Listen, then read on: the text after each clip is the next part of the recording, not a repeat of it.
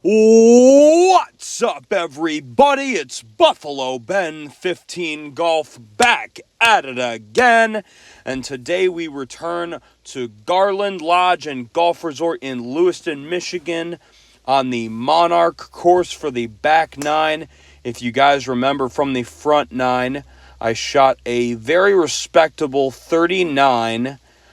However, it was overall pretty rocky, and it was helped in large by the fact that I got my first eagle televised on the channel. If you have not seen that yet, what are you doing? Turn this video off and go back one and come back when you're done at least watching that amazing hole out from 129 yards with a pitching wedge, one bouncing straight in. Unbelievable, and just was over the moon with it. You know, it was kind of one of those times where, all of us golfers have felt like this before at one time or another, where something during your round happens that's so memorable, in a good way, of course, that you almost don't care what happens afterward. Because here's the deal. If I get a hole-in-one on video, normally you guys won't see me post a score over maybe 83, I mean, I used to be decently happy with that score when I started the channel, but as we all know, I've reduced my handicap from a 14 from the first time that I ever did a course vlog, the course vlog number 1 at Pine Trace. That's what my handicap was at the time. Certainly looking like it with that 3-putt there after hitting a great recovery shot out of the bunker, as well as a crafty little punch there to get myself on that left side of the green that I had to deal with there. But as I was saying, I will normally not post a round on YouTube unless it's like a super amazing course that's like a once-in-a-lifetime opportunity, like Arcadia Bluffs. Like, I'd probably post an 86 at Arcadia Bluffs and not think twice about it, something like that. But if I got a hole-in-one on video, I wouldn't care if I didn't break 90. You guys would see that round. That video would see the light of day.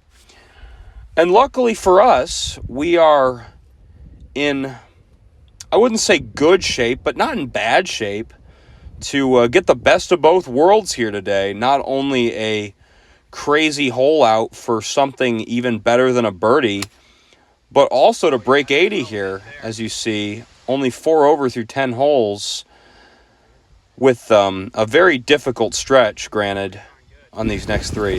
You got the stream running through here, and then that huge expanse of water out there. Unbelievable. What a view. What a view. Beautiful. It's amazing, isn't it? Unbelievable piece of property this course was built on. Just breathtaking, I mean, it's my last round here. This was now or never. Hadn't broken 80 on the Monarch course the entire time I was working here since July, and just couldn't do it. I told you guys I broke 80 on every other course. Again, the Garland gauntlet could never get past the second course because I'd always play this one to try to get it out of the way, so I wouldn't be heartbroken if I got through all the other 3 courses and then shot like an 80 or an 81 on this one. I mean, can you imagine the heartbreak? I tell you what, part of me is glad that I never even got to that stage and risked experiencing it, you know what I mean? So definitely a pretty tough hole that I just parred for sure. Another tough par 3 here. Water left. Needs to hold on right there. Are you gonna hang on or not? Oh, you lucky little rascal. Indeed. Very lucky to stay dry on that one. Definitely pulled it Again, though, you guys saw those balls are coming off the face of these new Apex Pro irons hot. And partially the reason I'm dry is because I struck it so well and got over the little inlet of the water. Get out of town. What a shot there. Looking like a potential bogey to almost knocking it in for birdie.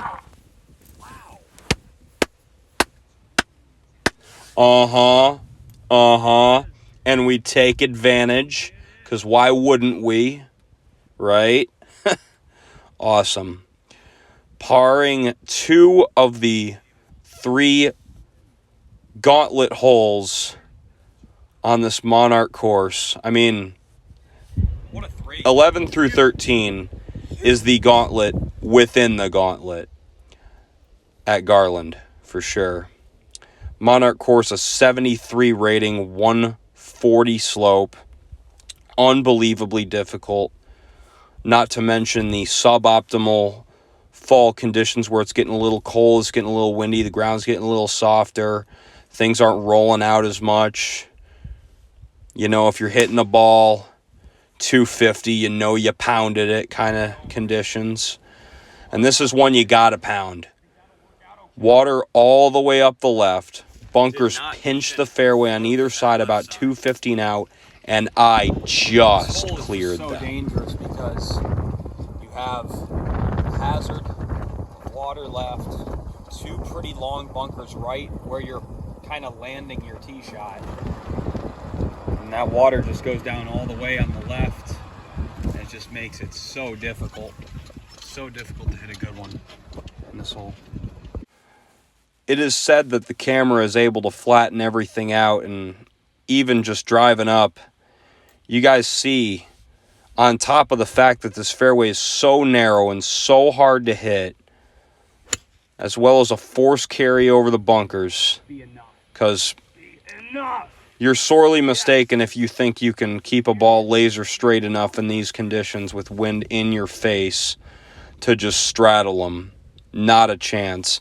I had to step up and hit a good, solidly struck tee shot there, and I did. It was a little steery. Definitely didn't hit it as far as I wanted to. I was sweating a little bit as that ball was descending to the ground, but cleared it by about maybe 5 feet or so. Got a nice bounce down to the edge of the fairway there. A decent enough lie in the rough where I hit a great 4-iron to about 40 feet here. First lag putt's okay. Definitely not a gimme. So, got to sweat this one out a little longer here. No wedge-worthy luxury like on the last hole. So about a 4-footer here. Breaking right to left, though. This shouldn't be too bad. That's phenomenal. That was never going to miss. That was never going to miss, indeed, Mr. Announcer. That was a very, very solidly struck putt there. This spot on the course, hole 13 at Monarch, just looking back at the water. Especially on a beautiful, clear day like this. There's nothing better than that. This is easily my favorite spot at the property. This green right here. Love it. The view is all the much sweeter as well when you par that behemoth of a par 4. Those 3 pars easily on the toughest 3-hole stretch of the course, those were huge. That gives us a lot of insurance coming down the stretch. And it's insurance we're going to have to cash in here, as that is an awful mistake. And he just duffed it. I don't know what to say. I really don't know what to say. The driver was doing so well all day until now.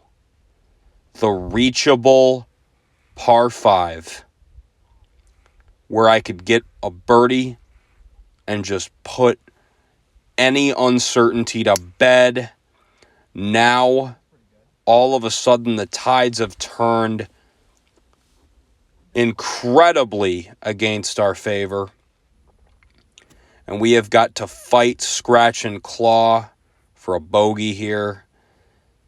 And, you know, I was kind of glad that even though I could have gone forward maybe 20 more yards, I'm kind of glad that I chose to drop on the forward tees there, because it kind of gave me the mentality that, okay, now I'm playing like a 375-yard par 4, and I just got to make par and escape with a bogey, you know? Par gives me a 6, right?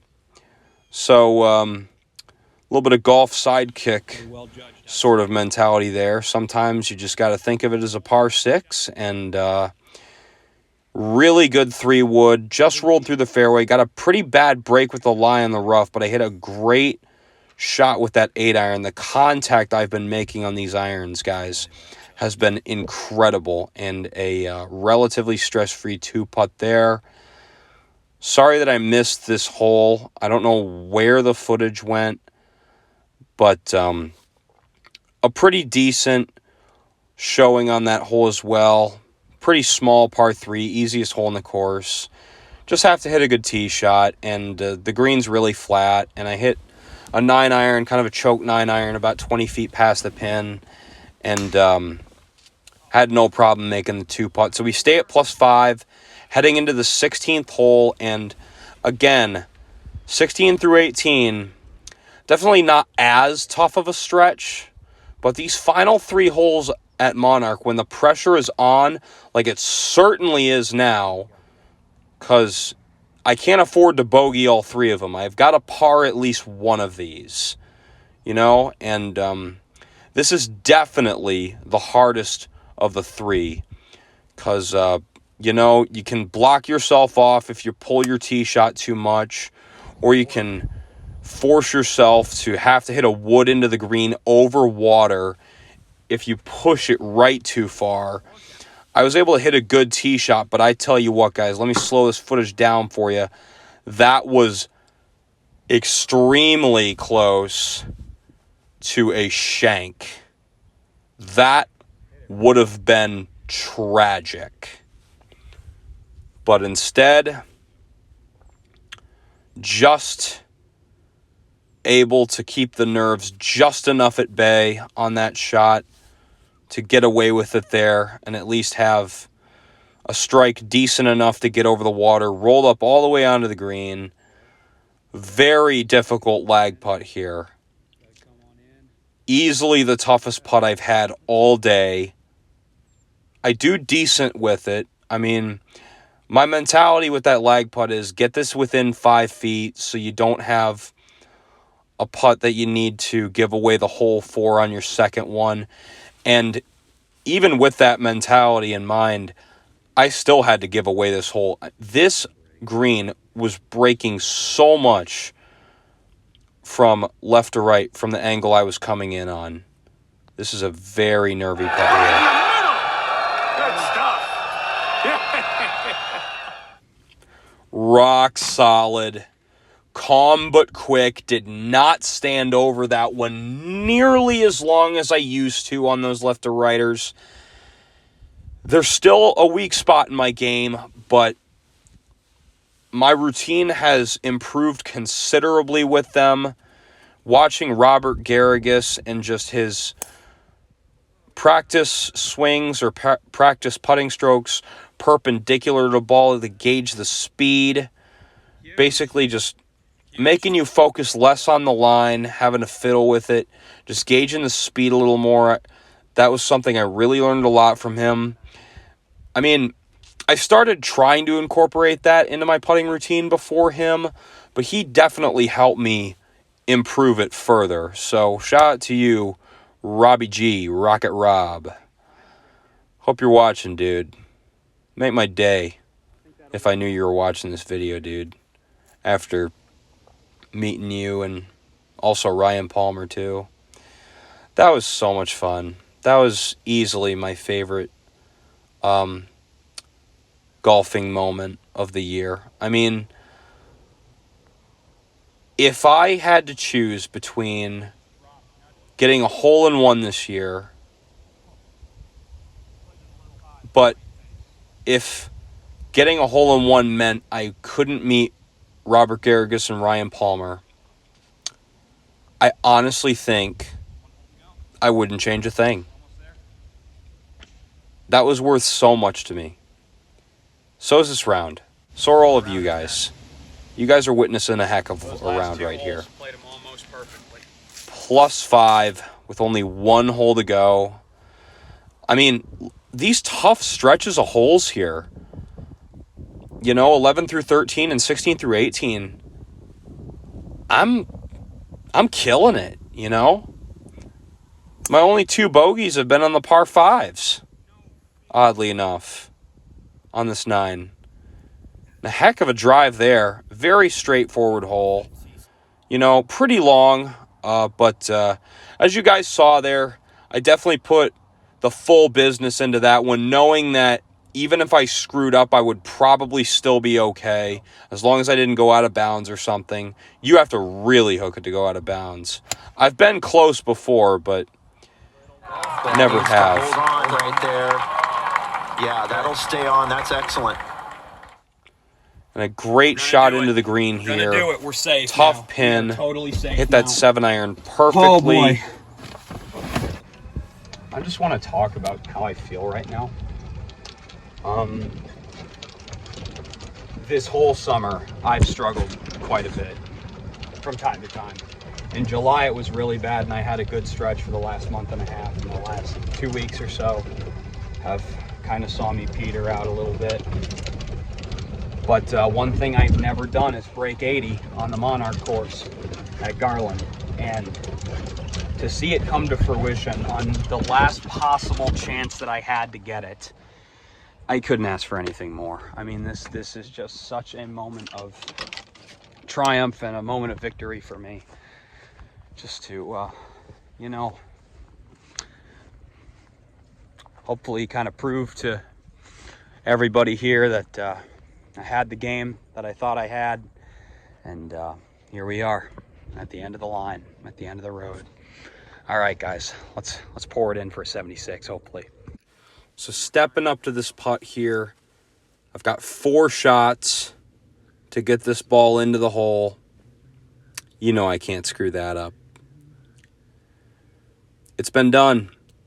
I broke 80 on all 4 courses at Garland, at least at some point, not in a row, which would have been nice. But to do it at all at some point felt really, really good. So, just a formality here, pretty much. Haven't missed a single one from this range today. And there it is. What a gutsy performance. And tonight, Disney World is Charlie's World. 7 pars, 2 bogeys. Unbelievable. Every single hole that was in the tougher half of that 9, I parred. A 3-hole stretch, handicaps holes 4 and 2, no problem. Handicaps holes 6 and 8, no problem. That is a overall very, very clean card. 28 putts on top of that eagle, even when I had to putt balls in and just couldn't rifle them in from the fairway. Putter was on today. 8 out of 14 fairways, 8 out of 18 greens.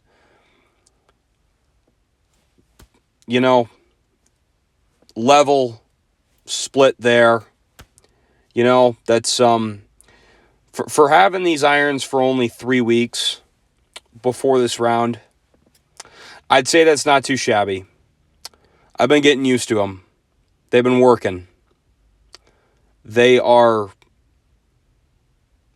a great addition to the bag. They were a wise investment. Steve Joslin, you hooked me up, brother.